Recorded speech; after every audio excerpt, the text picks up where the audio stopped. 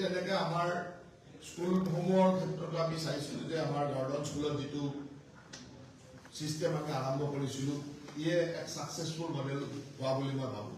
যে অসুবিধা আছে তাৰে মাজত বহুত বেছি মনিটৰিং কৰি থাকিব লাগে, সময়ত হেঁচা দিব লাগে, তথাপিতো এটা লেভেললৈকে আমি আনিবলৈ চেষ্টা কৰিছোঁ। এইবাৰ নলবাৰী গাৰ্লছ স্কুলখনো আমি এইবাৰ 8 কোটি টকা দিছোঁ তাৰ বিল্ডিং বনাবৰ কাৰণে। মই যোৱা পৰহি তাৰ শিলান্যাস কৰিছোঁ খুব কম দিনৰ ভিতৰত। ডিচেম্বৰলৈকে নলবাৰী গাৰ্লছ স্কুলখনো কমপ্লিট হ'ব। তাৰপিছতে আমি দেৱীৰাম পাঠশালা আৰম্ভ কৰিম, তাৰপিছত MNC গাৰ্লছ।